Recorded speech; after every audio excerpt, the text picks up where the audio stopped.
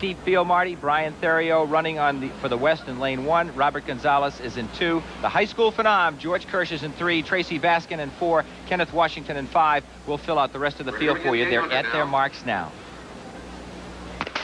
Who should we watch for, Marty? Well, I've got to watch George Kersh from the high school, Pearl, Mississippi. The race was held up for a couple minutes. Something happened. Somebody stole his shoes, and this is his first time in the big time. He's going right out and leading the race in a borrowed pair of shoes. And I remember the first time I ran in a big race in California, the race went off. Somebody ripped the shoe off my foot, and I had to go to the infield and borrow a pair of shoes. I hope it turns out as well for him. He's got that flat top on and just dying to see his form. See how he does in here with the big boys as Stanley Redwine goes to the lead. Well, it's actually Redwine who was the class of the field, number 5 ranked in America last year, a 1:45 800-meter runner, and a man who is on our World Cup team as he holds on for first place here. The pack towing right along, the pace around 52.5, I'm guessing here. They're coming up to the 400-meter mark right now. But one thing Stanley Redwine does is he doesn't let the races go cheaply. He's been the second best American for the last couple of years, and he goes out today in 52.9. Good, quick pace. George Kersh now in about 6th place. We'll see if he moves out on the backstretch. He is. He's not only fast, he's smart.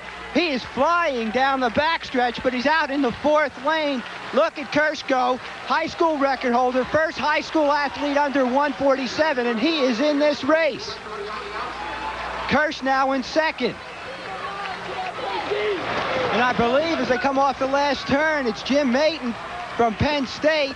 Kersh and Stanley Redwine. Kersh really...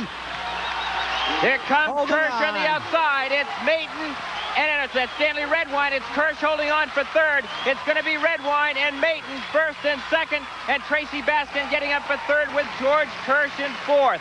A fine game run. The time unofficially 1 minute 47 and 8/10 of a second for Stanley Redwine. It turned, Marty, into somewhat of a tactical race. Relatively a little bit of a slow first 400 meters, and those guys had a lot left on that. Well, you know, Larry, I don't think it was tactical. 53 seconds for the first lap. They were moving fast. The reason it looks tactical is watch what George Kersh does. He's on the outside of the track. Watch how fast he moves down the backstretch. This is a home stretch now. You know, but Kersh made such a move in the backstretch, it looked like it was tactical. The guy has tremendous acceleration as Stanley Redwine wins the race, a crazy race for him. Redwine has the ability to lead from the front and run world-class times or kick from behind. Here he chooses to do it to Maton.